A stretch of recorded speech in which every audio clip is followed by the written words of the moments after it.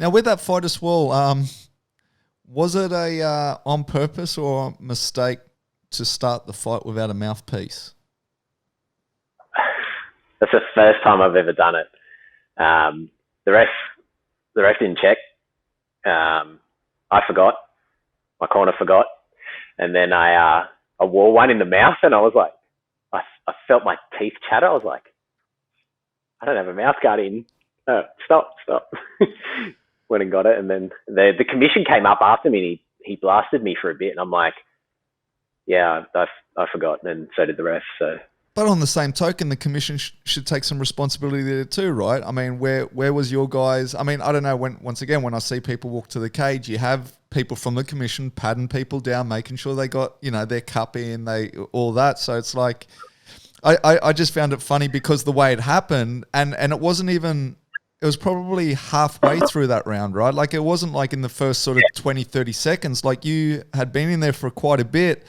And the only reason I say on purpose as well is what I found with that fight was that I think, and I don't know if it was because it was your debut, but you started slow.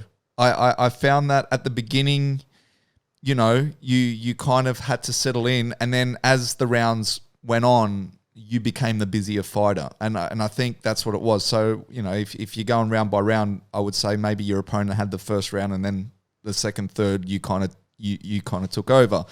And I just thought, maybe that's because obviously we all know with mouthpieces as well, they can restrict your breathing and stuff like that. And I just thought, was that a tactic that you had where you're like, like I'll keep it out for a little bit, and then obviously, as you say, you caught one in the mouth, and you're like, because to me, when I put my mouth guard in, I don't know how anyone can forget to put it in, like because it's not like a thing that you have in and you don't notice it's there. Like generally speaking, and I'm even talking about good mouthpieces. I'm not talking about rubbish mouthpieces.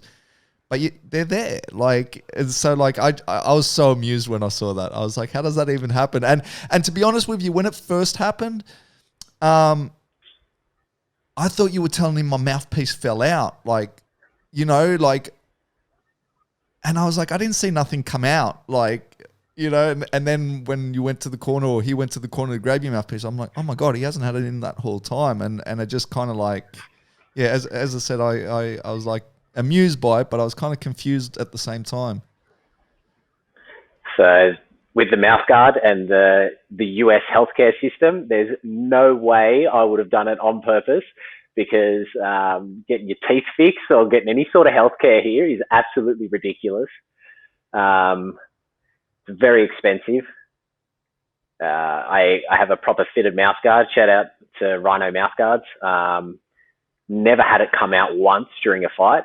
That was the first time. I think I was just too excited to be back in the ring and having my pro debut. It just didn't cross my mind.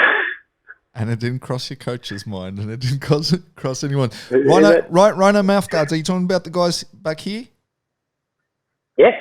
Okay, nice. Down in Clovelly. Yeah. He's same guy who does my mouth guards, so I know him well.